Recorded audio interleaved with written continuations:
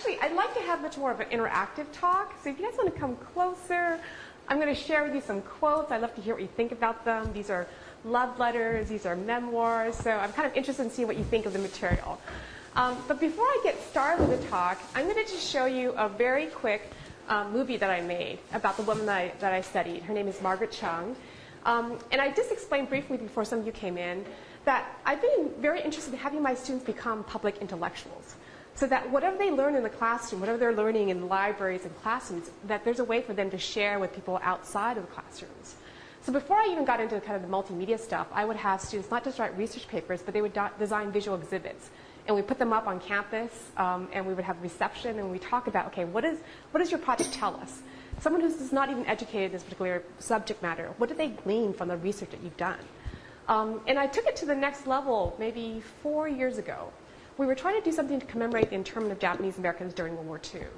And we wanted to do something that was unusual, that would help students engage in the research process, but also have something sort of tangible afterwards. So we decided to organize an oral history documentary filmmaking project. Eventually, 42 students got involved with the project, and they ranged from undeclared sophomores to PhD students in history. They came from engineering, they came from art history, like all over campus. And they worked in groups of 5 to 8. And they interviewed people who had been interned during World War II. So these are people more like their grandparents' age or even their great-grandparents' age. And did they just talk to them about their lives? What was it like growing up? What was it like being forced removed from your family and being interned and treated as the country's enemy just because of the way you look, not because of something that you or your family actually did? What was that experience like? And how did you reestablish your life afterwards? I thought the project was really, really neat because it put people of different generations in touch with each other. It put people in the university in touch with people in the community. But the students not only learned these kind of research skills when they went out and talked to people about their lives, but they videographed this. They had no training beforehand. And then they created little mini documentaries afterwards. And then after this project was over, some students I said, you know, this is really neat. Let's do something with this material. One of the students decided they're going to collect all the mini documentaries, create a feature-length documentary. And now she's in a filmmaking program at American University. She wants to become a documentary filmmaker as her career. Some of us also traveled to Amsterdam. There was a European conference. We thought, we've never been to Amsterdam, let's go. And we went to talk about our project. So I thought it was a really transformative experience because it was really meaningful for all of us involved. And it kind of took us down path that we didn't expect. So since that project, I've been having my students, again, not necessarily write essays for the end of the quarter, end of the semester, but to actually create these digital narratives.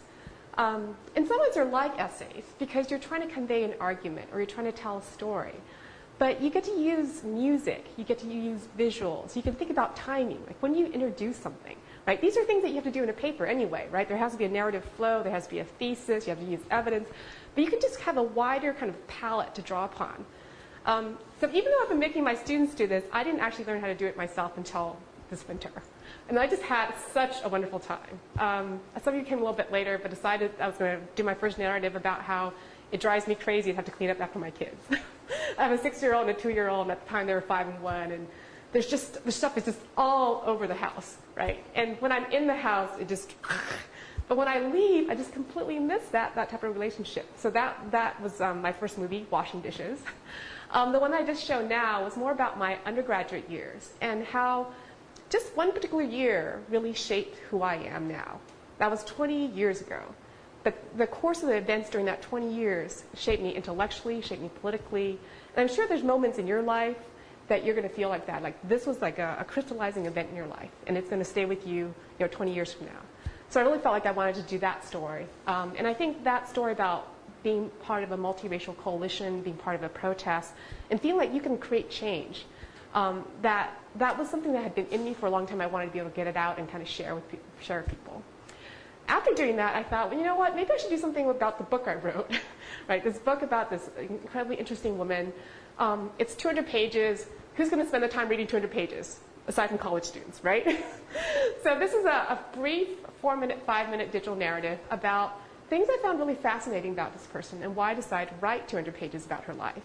Okay, so I'm going to play that, if I can find it.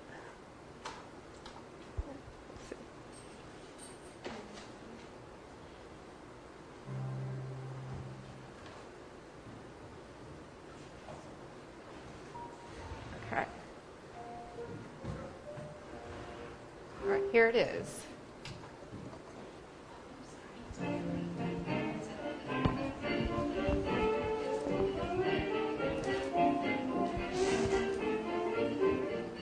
I didn't expect to find someone like Margaret Chung in Asian American history. It's the fact that it is, that the women's folk are being lawyers, man.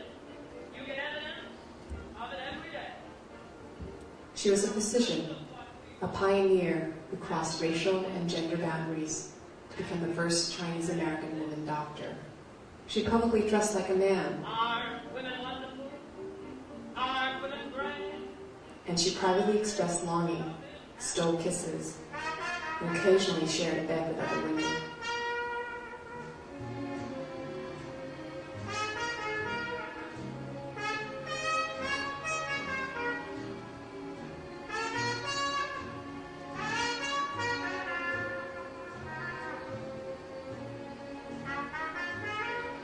She never married and chose not to have children, at least not biologically.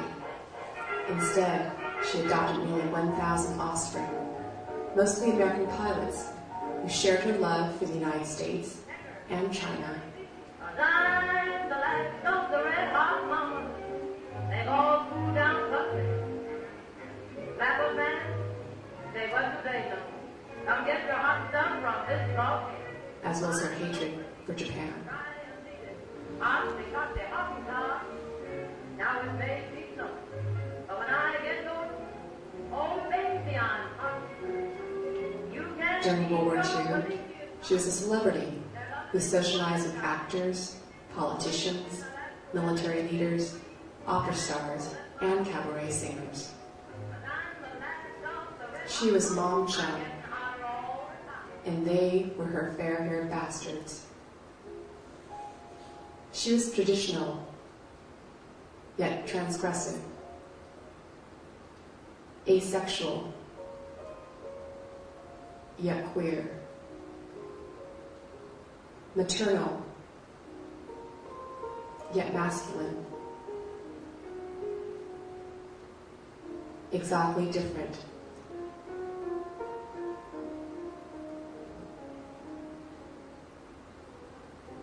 Yet iconically American.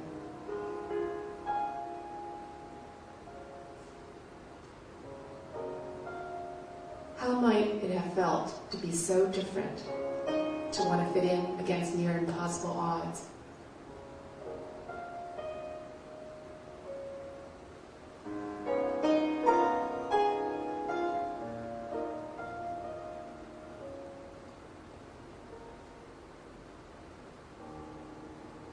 And yet, to want to change the world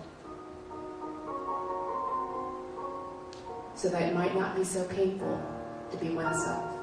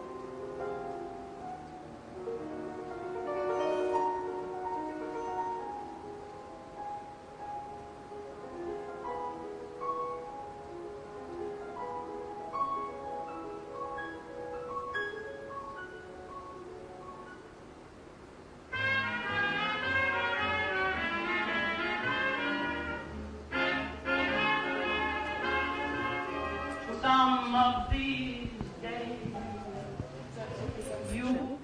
Let me just ask what you've thought about this. I imagine most of you have never heard of Margaret Chung before. So after seeing this, what questions does it raise in your mind about who she might have been? If you're going to encounter her, what questions might you ask about her life? And you could just also comment, what did you find interesting? There's one thing I didn't quite catch. she came after the repeal of the Chinese Exclusion Act? Right. She was born in 1889, and the Chinese Exclusion Act, was passed in 1882.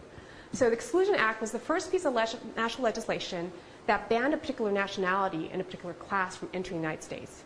If you were Chinese labor, you could not come into the United States. Why do you think they might ban a particular class or a particular nationality? Speculate. Throw out possibilities. Well, I mean, I know in California at that time, there was, Northern California, there was just a lot of racism and a lot of fear that all Chinese were coming in. Right, there's a large number of immigrants who are coming in, not unlike a lot of immigrant fears now, right? Immigrant labor is coming in, they're going to take over American jobs, they're going to work as cheap labor, right? And so there's all this kind of concern, anxiety, and that eventually gets institutionalized as a piece of legislation. So the Chinese Exclusion Act gets passed in 1882.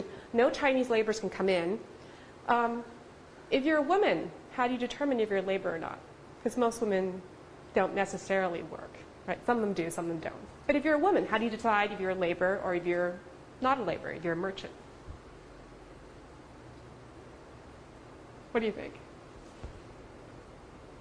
I don't know. I mean, I just would expect at the time that a woman is looked at as just a mother, like not anything else. Like I wouldn't have imagined her as a laborer if possible, but at the same time, I could just be leading. Right. It depends on a certain class, right? If you're more of a working class, a woman's more likely to have to work to help supplement the family income or to support herself. But yeah, her legal identity is based on her husband's, right, or her father's. And that's true across the board for all women during that time, this idea of legal coverture, right? Women have no legal identity other than that being covered by their husbands or families, right? So, Is that for all Americans? oh yeah. So it's not until the 1920s that women, actually become political subjects, like they can vote, right? that their political voice is not covered by their husbands, right? But if you're a Chinese immigrant woman and you decide you want to come in, well, it depends on who your husband is. If your husband is a laborer, you're most likely a laborer. If your husband's a merchant, you're most likely okay, you're acceptable. If you're coming by yourself and it's not clear who's going to be your legal coverture, who's going to be kind of your legal representative, then it kind of depends on how you're acting. If you're dressed kind of slutty, maybe you're a prostitute. If you challenge the immigrant official because you're kind of uppity, well, regardless of what your status, you're still not someone that we might want in the country. Right? So there's sort of ambivalence involved. But I wanted to put that in because she's born just 7 years after this is passed. Right? Can you imagine sort of the social, political context of this country that's said anybody from someone that you're related to in terms of ancestry is not allowed to come into the country? What it might be like to grow up in a country that's legally declared that. The other aspect of the Chinese Exclusion Act is that regardless of your class status, if you're Chinese, you cannot become a U.S. citizen, ever. Right? So her parents who immigrated could never become an American citizen, regardless of how long they lived, regardless of how they actually felt about the country. She automatically became a citizen because she was born here. And that's not repealed until World War II. Any other kind of questions or comments? Yeah, go ahead. I may have missed this at the beginning, but how did you find her? I went on a fishing expedition.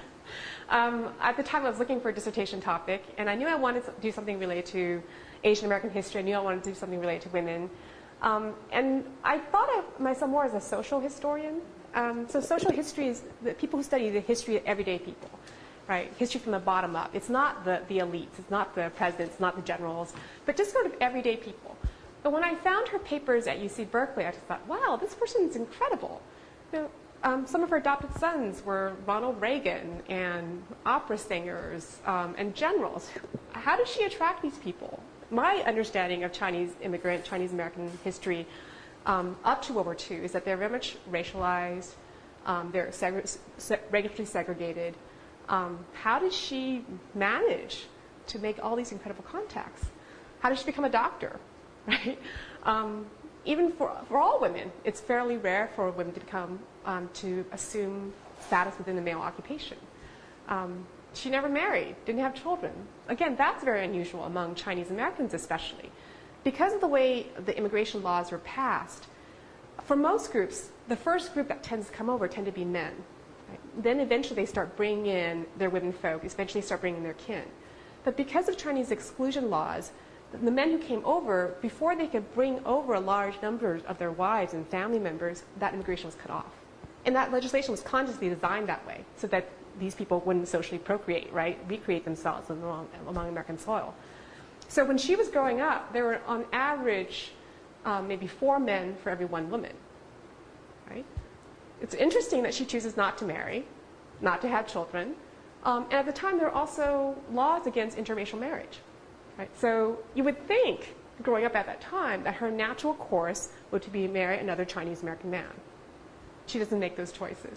So again, kind of raised your question, why does someone do that? Why is she so exceptional? You also had your hand up. I guess just going back to what you were referring to, or what you're saying about how there's more men, Chinese men versus Chinese women, but then is that why maybe there's more Asian Americans here, like in terms because somehow they married American women? I mean, I'm just wondering about that. Well, it takes the Chinese immigrant community a long time to reproduce. So large numbers start coming in 1850s, but there's not a second generation until about 1920s. That's 70 years, right? And usually people might reproduce themselves within 15, 20 years. And so it does delay the development of a community. And that must also affect her and how she was, not surrounded by anybody. That's like, I just think it's crazy that she dressed like a man. Like these things, like even now, I don't think they're accepted by mainstream Americans. I just think it's incredible that this happened. Of course, I don't have any clue about this unless I read the Daily Email and see this or something. Or I Googled her name. Just like, I don't think I would have known about her. It's just like so crazy. I just don't know about it. Yeah. I mean, you can think about people behaving in sort of gender transgressive ways in more modern times, right? But to think about women in the 1910s, 1920s, or even late 19th century engaging in this type of behavior. What's going on, right? Why is she doing it? How did other people perceive her, interpret who she is? Tell me about her relationship with her parents. Yeah. Were they traditional or was it a little more open? Yeah, great questions. Her parents both became Christians, and for slightly different reasons. But even though they were Chinese immigrants, they became very interested in a Western form of religion. They really wanted to inculcate certain types of values among their children. They were more working class, so it's interesting that she is making this transition out of that particular sector into profession. But she really embraces a lot of the Christian ideals, especially because the Christian ideals are connected to female reform efforts. Her mother was very likely sold by her family because they were so impoverished that they had to let her go, that they couldn't feed her, and that because they could sell her, they could get some money. Right? And she was most likely sold to come to the United States and work as a prostitute. At the time, there were white missionary workers who were concerned about the situation, and they would go into places like Chinatown, and they would rescue these young girls, try to save them from a life of prostitution, and educate them. And that's where Margaret Chung's mother eventually ended up. And these female reformers not just wanted to educate them and reform them, but they also wanted to marry them. So they would find other Chinese Christians and pair them. They would become matchmakers. And I think that's how Margaret Chung's parents eventually met each other. The mother was in San Francisco. The father was in Southern California. But there were these kind of social religious networks, and they would hook them up together. So Margaret Chung, growing up, would talk a lot about her parents, her father singing hymns, having some type of religious values. And then she eventually, as she grew up, would talk about wanting to become a medical missionary among her own people. That she would go there and provide physical healing, but also spiritual healing at the same time. So I think those values really shape her life long term. Would you consider herself then a first-generation American, or would you consider her parents then American? It's funny because I just kind of go through this too, because my parents came from Dominican Republic, and I consider myself first-generation American, but I don't know, my parents could also consider themselves American because they came here, but I'm just curious. Yeah. In her journal entries or diary, she said she didn't, she couldn't see people that were like her or anything like that, so she kind of felt by herself. Yeah, well, this is part of the challenge of being a historian. Like, I can't talk to her. She passed away in 1959. And I'll talk a little bit later, but I'm really interested in her sexuality. And that's something that you don't broadcast usually, right? So how do you get at something that's sort of interior and that's hidden? She wrote an autobiography. But she was also very conscious about writing that for a public, right? And she also left her papers. So her letters, her invitations, her photographs. But again, she knows that's going to be for public consumption, right? So that's going to tell a certain version of her life.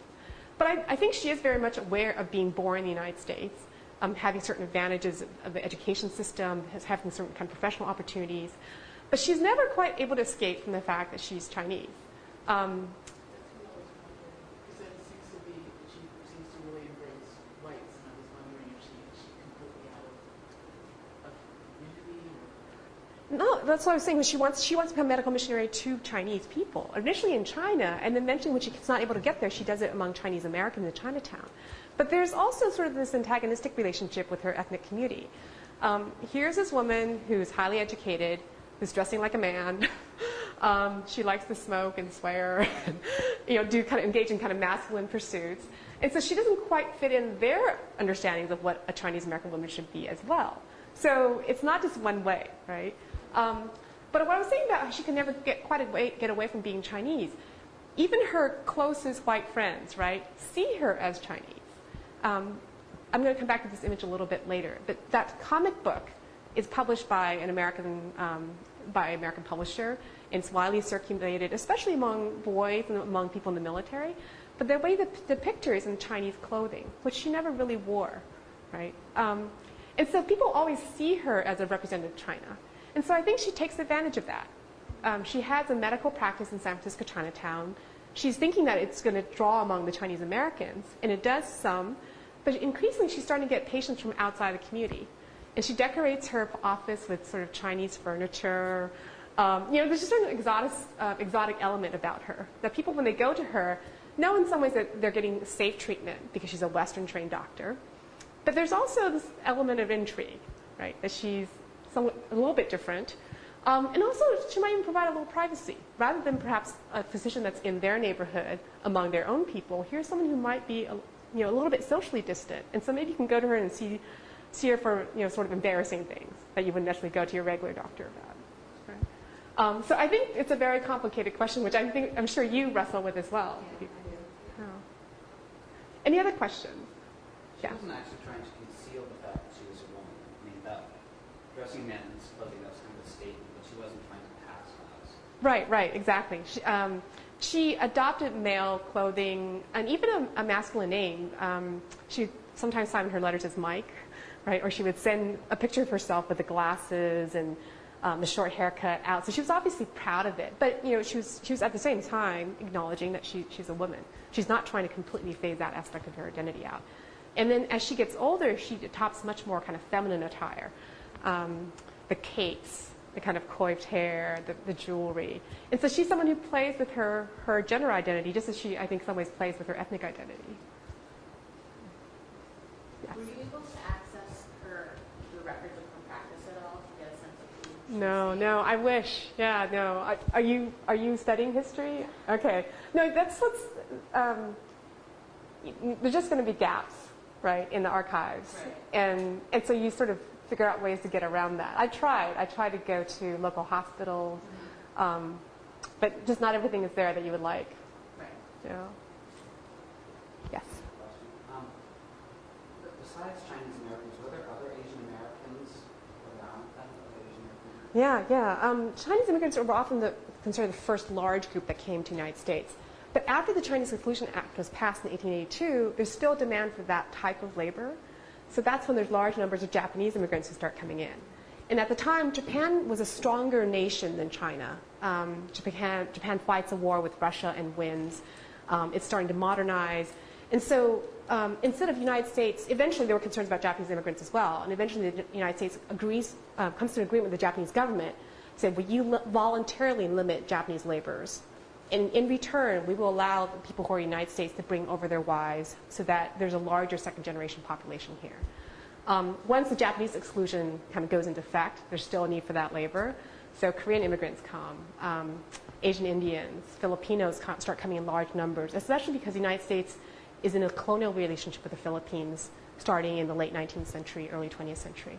And so large numbers of those groups come in, especially during the 20s, and eventually that stops in the 30s because of the Great Depression.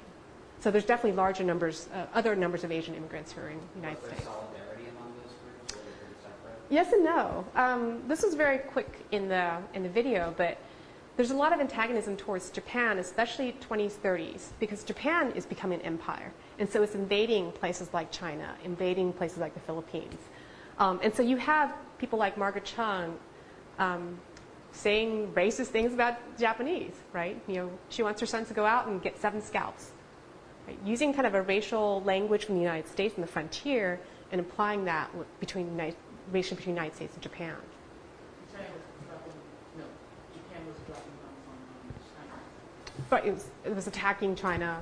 There's a very famous kind of episode where they, burn, rape. I mean, just incredible atrocities. So there's reasons why there's such animosity. But there's not necessarily reasons to direct that animosity towards Japanese Americans, right? But among the Chinese immigrants, the Chinese Americans, there's still a similar sense that, well, even if they're not in Japan, right, they're somehow to blame for what's going on within that country. So how did the Asian community view her? How did they view her, like interactions and what she I think it's complicated, then and now. So as I said before, I'm really interested in sexuality. And I think there's really a desire to embrace her as a professional, right? She's a pioneer. She had all these incredible accomplishments, right? But then at the same time, they're like, do you really have to talk about her sexuality, right? Right, yeah. So I think there's still that kind of ambivalence. even after? Oh, yeah, yeah. Is she popular with, I mean, and with Americans, like, who would you think are, like, still popular for her? Like, who would Well, remember her still? she had this adopted family of several thousand people. And every once in a while, I will get an email from one of the adopted kids, and they will say, I remember spending Thanksgiving at her house, or I remember having a Sunday meal there. So it's really incredible because I think her children are passing away or have passed. But she had this kind of multi-generational effect. Yeah. These are great questions. Did you want to say something? Well, adopted, like thousands of people in her adopted family, I'm confused. She adopted, royal kids? Yeah, it wasn't an official adoption, but the first group were these football players from UC Berkeley, and they were out of work in the 1930s during the Great Depression, but they were so angry about the Japanese expansion in the Pacific that they wanted to do something to support China. And I'm not exactly sure how they found out about her, but they contacted her and said, well, can you help us get us into the Chinese military somehow? And for a period of time, she did recruit American pilots to go to the Flying Tigers, which is a volunteer unit of American pilots that were fighting on behalf of China. This is before the United States officially gets involved in World War II. So she starts hanging out with them. They go camping. They have meals. She's a little bit more financially secure than these kind of recent college grads. And she often invites them over, and they really get along. They just kind of gel. Then they start bringing their friends, and they start bringing their friends. And eventually, as they become members of the American military, San Francisco is a port city, right? That's where people go before they go off to war or when they come back from war. So they would always kind of congregate at her house. So she was really famous for these weekly Sunday dinners. And there might be 75 to 100 people at a time. And they would all come. They'd have barbecue ribs. They would have chocolate cake, fried rice. And in her house, the rules were reversed. So if you were the highest ranking military officer, you would have to clean up. Right?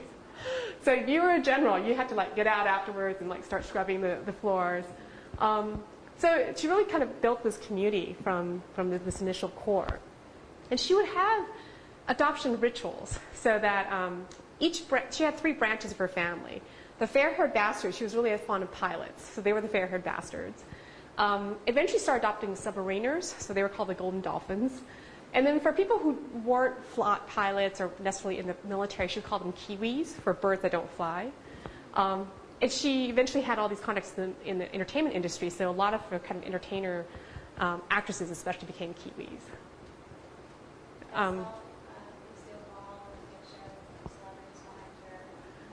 Yeah, I don't think that's Lucille Ball, but I don't recognize who it is. Yeah. Well, this is great. I'm not just going to go through everything in a formal manner because I want to kind of share and kind of get your feedback. So let me see. Running too many programs. Okay.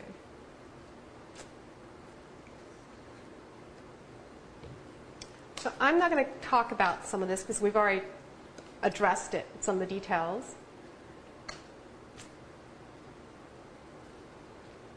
But I really do like this picture of her just being surrounded by all her celebrity children. You just get the sense of how regal she is, that she was sort of the queen of the place. Okay. So I was really interested in the fact that she never married, never had children. But as I said, this is something that's very interior, right? So how do you discover evidence? How do you find out what somebody was doing, somebody was thinking? I was in San Francisco. How many people have been to San Francisco? Okay, 2 people. In this area called the Castro. Have people heard of it? Right, so kind of gay community. I went into a bookstore and came across this book called Gay by the Bay. Started flipping through it. I find a picture of Margaret Chung in it. Like, wow, what is she doing here? Turns out she was an acquaintance, friend, flirtatious friend of someone named Elsa Gidlow.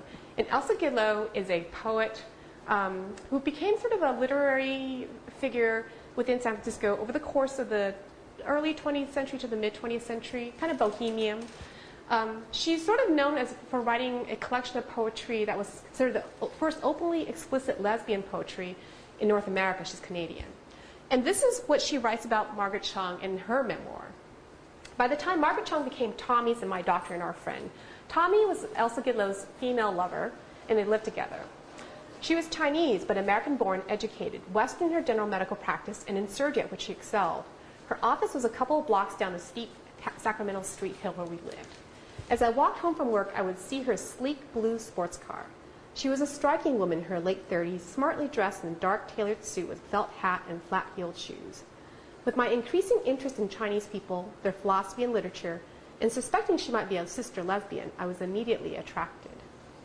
Okay, Elsa Gidlow left her papers, the Gay Lesbian Historical Society in San Francisco. I go there. She has not just something that's published, but she has her actual diary entries from when she first met Margaret Chung and all her fantasies and imaginings and romantic longings about her. So this is really fun, juicy stuff to read in the archives, right? It's when you like have that initial moment of attraction, when you're just like really into somebody and you start writing it all down. And you're like, wow, this is good, right? Okay, so coming across passages like this, what are some questions that you might want to ask about maybe their relationship or about Elsa Gidlow, about the way she perceives Margaret Chung? Right? Again, I can't interview her, but I just have her words. So you come across something like this, anything sort of jump out at you?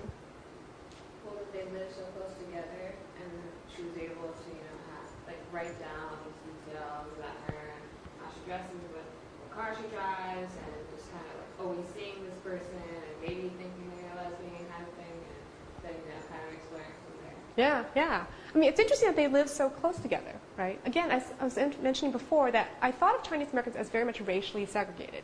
If you guys ever go to San Francisco, and for those who have been there, it's a pretty compact city, right? And so even neighborhoods that are pretty distinct, you can kind of cross over lines. So that's obviously what's going on, right? She's passing through Chinatown, and they're geographically very close. Okay. Anything else strike you? What's kind of juicy to me is trying to find out how she became their doctor and getting a sense of whether she wound up kind of being a doctor in the kind of lesbian community, or how it just says became, but kind of how that came about. Right, right. I mean, there's sort of economics involved, right? Because Margaret Chung is a more low-rent area, so maybe she's less expensive. Definitely when Elsa Gidlow eventually has to go to the hospital, she gets admitted to the Chinese hospital because it's less expensive than an American hospital. Right? But yeah, I think there might be something else there, right? Maybe they felt like she was more sympathetic about the way they live, that they felt more comfortable revealing certain aspects of themselves. So they felt, okay, well, here's someone that we might be able to trust. And maybe they start referring her to other people within their network. Anything else? What about the way she's dressed or the fact that she has a sports car? Yeah, I think it's interesting she remembers what she's wearing, because you usually remember what someone's wearing and you're like, this is that person, And it's driving to me for a sports car, It's pretty hot, I guess. So. Yeah, yeah. I don't have the initial dates of this, but they meet in the late 20s. And, cars are becoming a little bit more popular in the 1920s with like Ford and the Model T, but it's still not, it's not common for people to have cars, and it's not very common for women to have cars, right? So here's someone who's not only a doctor, but she's buying things that kind of sort of masculine items of leisure, right? She's driving a sports car. And in some ways she's dressed in a masculine way, dark tailored suits, right? What about that last paragraph? Anything kind of jump at you from that last paragraph?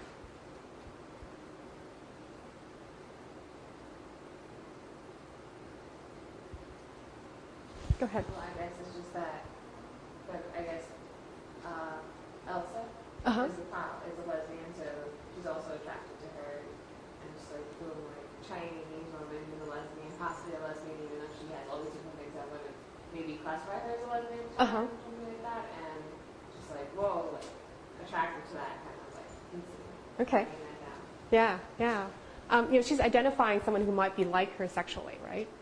I was actually wondering if, since she's writing this decades later, if she actually did identify as a lesbian. I'm not sure. Okay. Yeah, so then that's the question. It's interesting that she identifies as a lesbian. Is this something that's more from the late 20th century or at the time? Well, I mentioned before she wrote a collection of love poetry or lesbian poetry. And so I think she already has in her mind certain identifiable longings and identities, and she's trying to find other people of that identity and longing, right? So there's a potential of creating a larger social category, social network of people within that category of lesbian, that at least Elsa wants to identify. Something that strikes me is that with my increasing interest in Chinese people, I was saying before how even Margaret Chung's closest friends want to project onto her, right, this difference. Margaret Chung is born in the United States, educated here. What does she know of Chinese philosophy? I don't know. But in Elsa's mind, right, Margaret Chung evokes this kind of mysteriousness, this orientalistness. And that's part of the attraction, right? It's both kind of a lesbian potential identification, but it's also, she's something like a little bit culturally different. I didn't even think about that, but it's just it's so there, right there, which is like she's Chinese and their philosophy and their people, and it's just kind of far gone already as American. I don't believe feels safe in sort of a racist way. This is somebody who can identify with and talk with from outside the world, Right. but also is Chinese, so she probably has in her mind who she is as a Chinese person. Uh-huh. Right, it's an entryway onto this kind of other world. Yes. Another thing that strikes me about the passage is that, like, there's always, like, the issue of, like, the issue of, like, guessing, like, is she a lesbian, what would she do if she was a lesbian, would she look like that, and, yeah, so that's Uh-huh. something that strikes me, seeing my passage. Yeah, and there's a sense of anxiety, right? Because it's you're in a position of vulnerability when you start a potentially romantic relationship. But there's an additional element of vulnerability because you're not sure how that person might react, right? Especially in the same-sex situation, right? Another kind of passage about Margaret Chung. Coming across these passages made me go back and rethink the visual evidence I had of Margaret Chung's life. This is from a school annual. This is her second year in medical school. And this picture was something that Margaret Chung sent to a number of friends. And when I first saw it, I didn't think that much of it. But then I thought, this is something that she's really proud of, right? You don't just send, if you're going to send your friends a picture, you want to send one that you think is representative of you somehow, right? You don't want to send your worst picture, right? So it's interesting that she sort of embraces this identity. This is a passage about Margaret Chung by one of her professional mentors. Chung never wore Chinese clothes, but on all occasions appeared in a thin black tailor's suit, a white silk shirtwaist, and went on the street a black sailor hat. This costume would have been very inconspicuous had she not always carried a short sport cane. Okay, what do you think of either that quote or these pictures? You come across this evidence. What questions would it evoke in your mind as you encounter either the visual evidence or these quotes? I'd be curious to know how people reacted to it, how her colleagues reacted to it. Okay. Was she harassed by them? Were they hostile? Were they just curious? Uh-huh. Yeah, there's reports by other women going to medical school and feeling that they have to put on a protective uniform. Right? You are the first of your kind to enter this type of space. There might be heightened expectations of you. If you make a mistake, it's going to be a comment about everybody else in your category, right? Whether because you're a woman or because you're non-white. So some women have that kind of sense that when they go in, they just have to blend in, right? They want to be as professional, even more professional, twice as good, not stand out. So there's that sense of kind of being in an alien space. So that's one possibility, yeah. Anything else? What is it? What's a short sport camp? Okay, now here's someone who's not just trying to fit in. She's trying to stand out, right? She's got the sailor hat. She's got this kind of short sport cane. So she's kind of like a dandy, right? And kind of go along with this image of Mike, Margaret as Mike. So she's not just trying to blend in, but she's saying, you know, I'm kind of proud of the fact that I can be one of the boys. And she talks about in college or in medical school, when she didn't have much money, she would borrow some money and she would shoot craps at the guys. And eventually she'll have enough to like buy a sandwich or buy car fare. And so she really felt like she was kind of in this kind of fraternity in some ways. And so I think there's some elements here that might help explain why she eventually becomes this adopted mother to all these like thousands of fly boys. She has a certain affinity for that type of socializing. Okay. So now we know a little bit something about how other people might have perceived her. We know a little bit about how she projected about herself, right? The way she dresses. But is she a lesbian? Is it important to ask this question? What do you think? I think it's important to try to figure out how she perceives herself, and by what she's done, and what other people I think. Because it's like anybody. I mean, like just like Elsa had, you know, the Chinese philosophy thing. That's how she viewed her. Maybe that's not how Margaret thought of herself. You know, she thought herself North American. So she said that there's always those kind of perceptions from everybody, like their own perspectives of someone. So it's always good to try to like figure out what hers was. Okay, so try to get more of her sense of her self-construction. Yeah. Yeah, I think equally important is asking what the question means. Are you asking how she self-identified, what identities other people put on her, what actual sex or action is involved in, or what her kind of stated or unstated desires were, especially historically when you can't get the answers to those questions, and even in modern times, because what's a truthful answer and what's not, but that's what is the question of what she lesbian. Okay. Yeah, and like what exactly is a lesbian? Like how are you defining a lesbian? Like by, I mean, not only like who she has sex with, but like how she lives her life. You know, are you going more like broad definition of like what a lesbian is, or who a lesbian is? But I think it's important because you know we need to establish like her story and our history, and if she was in fact a lesbian, and you can establish that, then you know kind of like bringing her up, you know. Yeah, I think it's important. Okay. All right. Great comments and great ways to kind of complicate the question too. I'm going to show you a series of diary entries from Elsa Gidlow. Observing Tommy semi-domestic scene. So Margaret Chung goes to visit Elsa Gidlow and Tommy and realizes that they're living together. Margaret Chung smiled a knowing smile. Okay? So at least according to Elsa Gidlow, she thinks that Margaret Chung recognizes the type of relationship that they are in. I believe she was really sorry to see me go. This is when Elsa Gidlow is about to leave for Paris to try to start a writing career there. And heaven knows she's one of the few I part from with a pang. She gave me a pint bottle of bourbon, government sealed, 160 proof. This is during the time of Prohibition, right? So alcohol was not legal, right? But maybe Margaret Chung, as a medical doctor, might have access to some of it. And what I value many times more, a spontaneous kiss on the mouth. I had never dared to hope she would kiss me. Elsa Gidlow goes away. They don't have much contact. She comes back. She gets desperately ill. Margaret Chung operates on her. I took her hand and would not let her go. How long she stayed I do not know, nor whether it was there while still on the operating table that I heard myself say, "Do you love me?" Her answer seemed to come after a long time. "Yes, if it will make you feel better." Okay, maybe a few hours later. The door opened, or a few days later, and Margaret came in.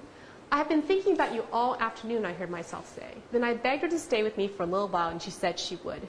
Was it then that M said, "You gave me hell this morning for operating on you, and then you asked me if I loved you. There were people around, too." I felt a vague concern for her. Had I put her in an awkward position? Was I very indiscreet? I asked her. No, she assured me. For a while, I remember it as a long while, my mind was blank. Yet I was aware with the curious comfort of M's presence and thought of her constantly. Suddenly I asked, "Do you love me?" This time she said yes, immediately and quietly. A few months later, M denies herself to me almost completely. M is going to get married. It is bald, but it is a man, and it has $500,000. Another sacrifice to the twin gods, manners, and respectability. Okay, Margaret Chung never ends up getting married. But what do you make of this? What do these kind of quotes, which I'm putting together to you in some ways as a narrative form, what do these quotes tell us about either Elsa's projections or about Margaret herself, right? Again, we don't have access to her voice. We just have access to her behavior and possibly feelings through Elsa Gidlow. So how would you interpret who Margaret Chung is based on this kind of secondary evidence?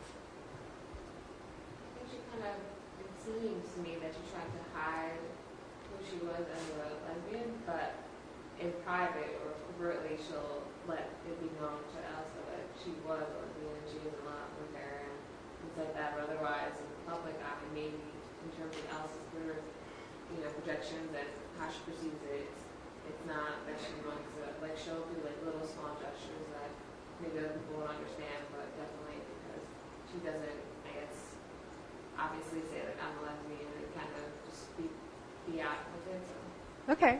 Yeah, definitely there's kind of concern, right? There are people around too. And Margaret Chung is operating at Elsa Gidlow in the Chinese hospital, where she's already a little bit suspect, right? She's an outsider, she's a professional woman, she's dressing like a man, and then her patients are asking if she loves her, right? Right? So you can see how she might be covering the way she's behaving or the way she's feeling based on kind of her professional context and her kind of racial community context. Okay. Anything else? Would you think of her as a lesbian based on what is being described here? Why? Well, in answer to the question, was I very discreet? She says no. She knows exactly what's implied by that question. Right. She knows what's being discussed. And this wasn't something that's just in the air that people were talking about. She split into something that wasn't talked about. Okay. Anybody else? I mean, there's definitely evidence of romantic longing, evidence of physical intimacy, not necessarily discussion about sex act, right? Depending on how you define it. But there's definitely a sense that there's a hidden world that needs to be protected. Okay. And this is a picture of Elsa Gidlow. I think that it's striking that she says, but if it's a man, that's just... Right, here's after, and that happens after Margaret Chung says, I love you, right, without qualification. And then immediately Margaret Chung starts retreating. Right? She doesn't have much social contact with Elsa Gidlow. She gets engaged relatively soon afterwards. So I think Margaret Chung definitely has a sense of ambivalence about trying to explore this aspect of who she might potentially be. Okay. I'm just going to talk quickly about these because I want to show you the other love letters. Because I don't have anything from Margaret Chung, it's really hard to get access to the interior life, right? I think you have elements of it, and you can try to interpret it based on what the evidence suggests to you. But what I end up doing then is to think about what is the social context in which these social behaviors and these expressions are taking place. I think about the historical creation of the category of lesbianism. It rises in the late 19th, early 20th century, so it's a category that's in formation.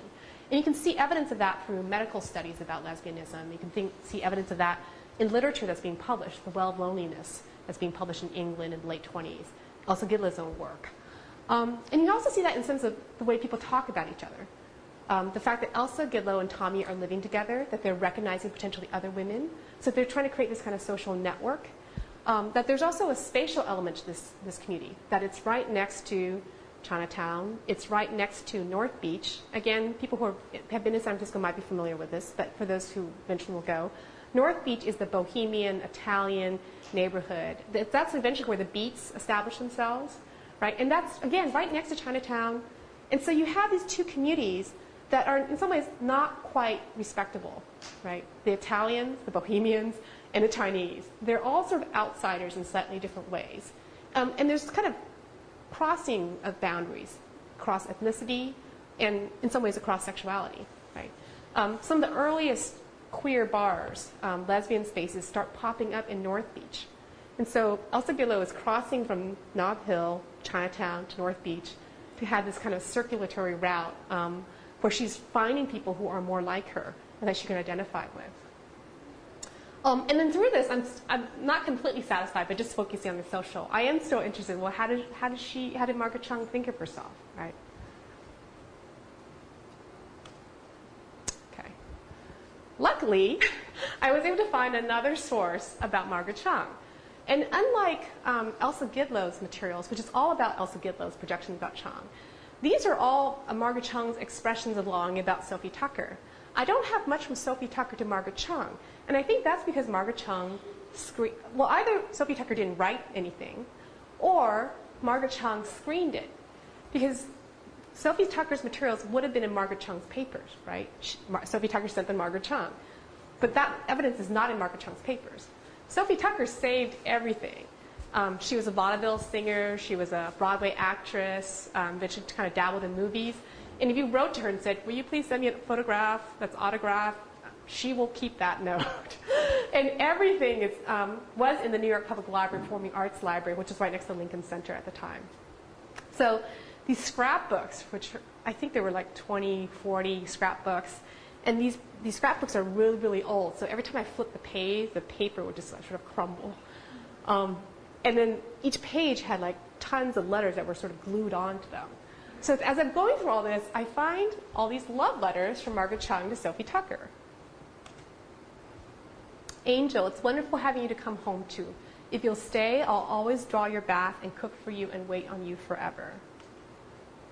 The silver shell I want you to keep with you always on your desk to keep your little candle in and to remind you of my shining love. Please wear the blue nightgown, Christmas night, because it will be close to you as I will be. Boss, I don't want to be sent home with all the rest of your junk to be put away in storage. Sophie Tucker was called boss by kind of her roadies. I want to go with you, wherever you go, to be your shadow. Can I ride with your music in the music case? Because I want to go where you go, do what you do, then I'll be happy. And you want your baby to be happy, don't you? Remember what Ruth said to Naomi? Where thou goest, I will go, and thy people shall be my people, and thy God, my God. Okay. This material comes from a slightly later period in Margaret Chung's life, during World War II, when her public appearance is no longer kind of the masculine doctor. She's now this maternal, patriotic figure that has these thousands of sons who socialize her house. She's wearing ermine. She's wearing coiffed hair and makeup. During the day, she might wear a Red Cross uniform, but at night, she's this very glamorous figure. So what do you make of these quotes, along with the fact that she sort of so transformed her public appearance? Or you can also just make comments about these quotes. What do these quotes tell us?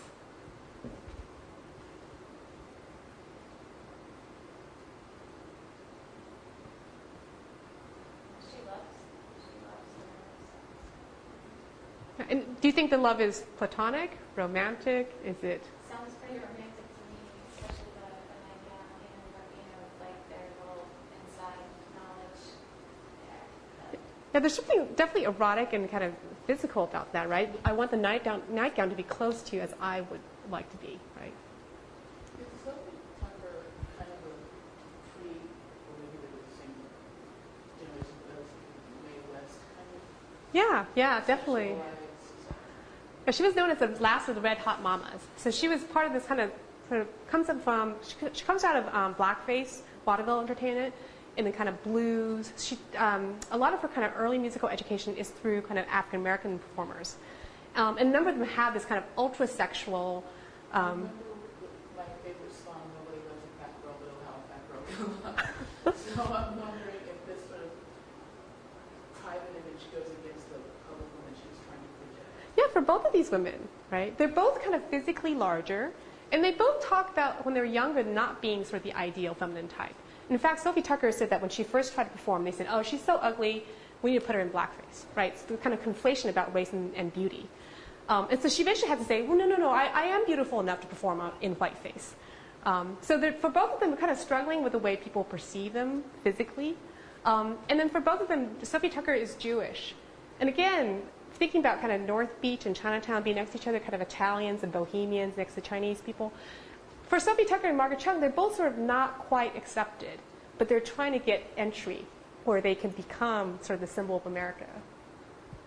So there's kind of interesting connection between the two of them. For Sophie Tucker, it's much more kind of overtly heterosexual image. For Margaret Chung, it's much more asexual. She's this maternal figure.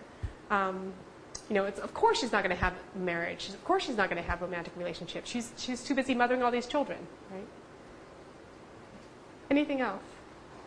I was really struck by this last passage. Remember what Ruth said to Naomi, "Whither thou goest, I will go." And in the biblical story, or in the Old Testament story, Ruth is a mother-in-law to Naomi. And both their husbands die. And Naomi, instead of going back to her own people, which is a different kind of ethnic group, she says, "I will go with you and I will help take care of you." So in some ways it's an expression of female love, spiritual love. But it's also, this passage is also used a lot in wedding ceremonies, right? And this kind of willingness to be completely devoted to one another.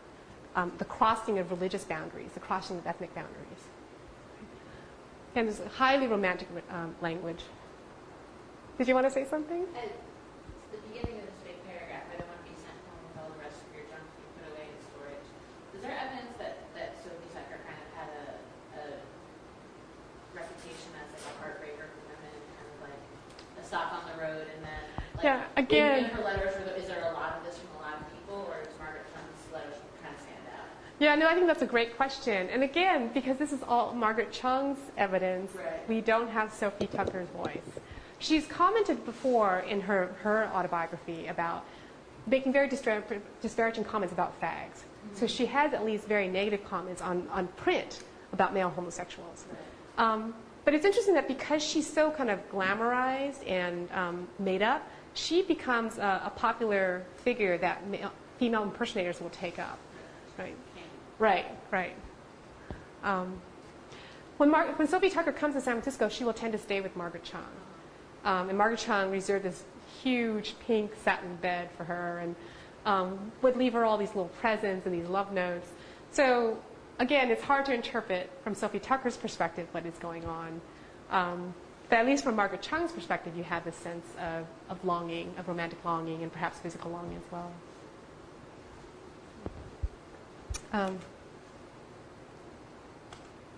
I think what's really interesting is that Margaret Chung feels, and maybe she's engaged in this type of behavior in other instances I just don't have evidence for, but I think it's striking that it's during this time period when she's much more normative in the way she's presenting herself. Right? She's wearing ermine capes, she's become a mother figure, and that under this guise of being a mother figure, she can at the same time express private longing, erotic, romantic longing for another woman. And I talk about this as being a strategic normativity, right? The old woman who lived in the shoe may have had so many children she didn't know what to do, but she had nothing on Dr. Margaret Chung in San Francisco, who claims close to 1,000 sons. Unmarried, this humane and generous woman believes that every woman wants a home and children. But some of us get enmeshed in careers and others are not fortunate enough to get these things, she observed. Right? She's proclaiming that, of course, everybody wants to get married and have children. Of course. But for her, she's not as fortunate. And so then, in her case, she can just sort of channel her maternal instincts for this adopted family. So at least publicly, she's playing on this idea that, yes, there's a normal course of sort of romantic behavior. But that public appearance of normativity allows her then much more kind of private, more non-normative behaviors and longings. And in some ways, this is much more similar, not to kind of modern understandings of sexuality, but actually traditional understandings of sexuality. This is something Estelle Freeman writes about for Miriam Van Waters, who's a figure that sort of overlaps with Margaret Chung in terms of chronology. They both grow up in the late 19th century during the Victorian period, and then eventually they pass away in the mid-20th century. And so they're raised in an era where there's different understandings about gender role, sexuality, but then they live through this period when all these kind of change. So in periods of transition, individuals raised with the sexual categories in earlier culture partake in the social changes that redefine their behaviors. I suspect that, blank, Margaret Chung, Miriam Van Waters, other people like them, would have liked to live in a world that no longer existed, one in which neither labels nor stigma surrounded women's passionate relationships. Right? That perhaps for Margaret Chung, she didn't necessarily want to embrace the category lesbian because it has all this social stigma, it has all kind of medicalization about deviance associated to it. What she wanted instead was that kind of 19th century understanding that, of course, all women are maternal. All women are supportive and passionately in love with other women, because that's just their sort of natural instinct. And that sort of cover of women and men being distinct allows for, in some ways, more experimentation, more possibilities, rather than kind of 20th modern notions of sort of labeling behaviors and identities. So I think that's about it. Yeah, yeah. Do you think that her public appearance shifted from, being more masculine to, what was more socially acceptable as feminine? Because she discovered, because she, as a reflection of, where she was going in her personal life, she became more feminine on the outside as she, moved closer to close relationships with women. I don't think it's... Is there any... No, I don't think it's one-to-one necessarily. I think we all have multiple reasons for the way we behave. Right. So I think early on she says, I was never considered attractive. But here now, when she's older, she can suddenly sort of play femininity. She can be with movie stars. She can go to opera openings. And so it allows her to kind of play with and embrace a certain element of her life. At the same time that she's becoming more normative, it does allow her more space to behave more transgressively in the private. So I don't think it's a direct one-to-one relationship, but I see a correlation that's going on.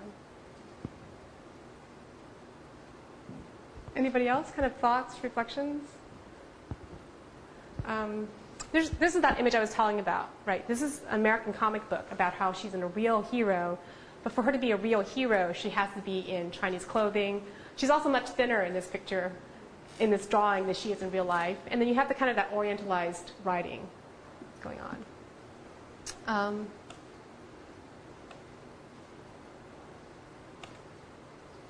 I don't think I'm going to go through all these because I think I've touched on them in kind of our discussion.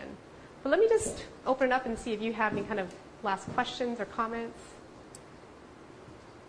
What kind of, like two questions, what kind of relationship did she maintain over time with the Chinese American community? And I'm also curious, did she speak Cantonese or Mandarin? Not very well. She spoke a dialect of Cantonese, but she didn't speak it very well. But her office remained in San Francisco Chinatown throughout her professional career. It's just that her clientele was not necessarily Chinese. But she obviously had kind of everyday contact with people in that community.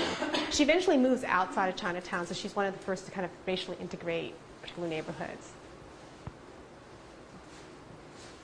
Yeah. What do you think has been the best evidence you've had to figure out all different different parts of her life? I think when you're doing historical research, there's not just one piece of evidence that just does it, but I think it's the accumulation of evidence. So when I said that, I had come across some photographs of her before, but I didn't think of them in a particular way until I came across some of the letters and some of the journals. And then you go back and be like, oh, you know what, I look at this in a very different way. And so I think the accumulation of materials allows you to ask different types of questions. And especially when you can't, I can't go directly to the source. And even if I interviewed her, I'm not sure she would necessarily tell me what I would like to hear, right? So I think you have to be very creative. When I think about history, especially high school history, I feel like, oh, I have to remember this date, and this happened and that happened. You're like, that's just really boring. But I think history is in some ways, a very creative act, because you have limited evidence. You just can't know everything. And so you have to tell a story based on what you have been able to uncover. And everybody can tell a slightly different story, right? Even if you have the same evidence, you can tell a slightly different story.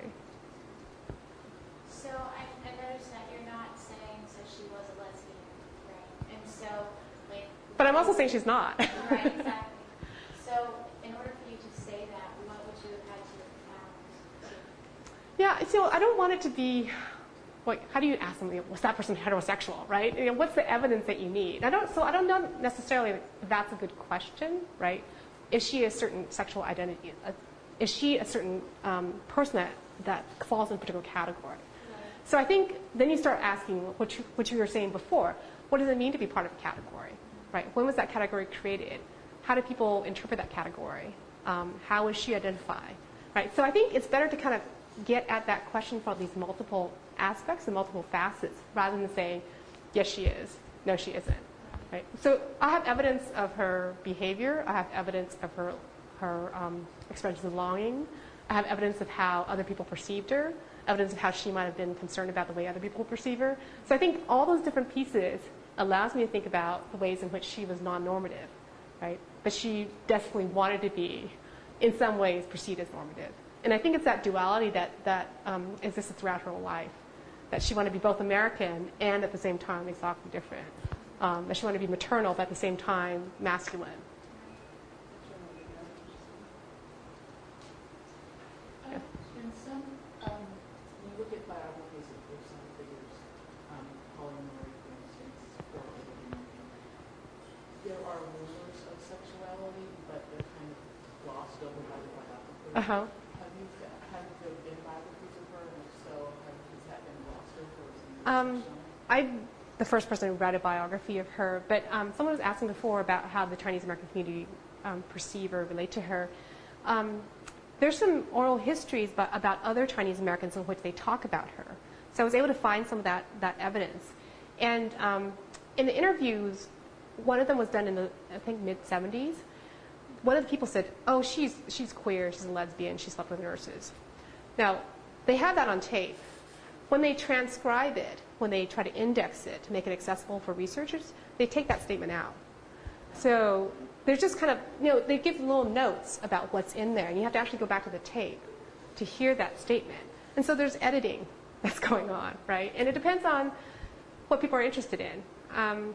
I've had a couple of documentary filmmakers approach me about Margaret Chung, and one of them said, well, do you really think I need to talk about her sexuality? It's like, yes! I think it's an integral aspect of who she is. I don't think you can explain one aspect of her identity without talking about this other aspect.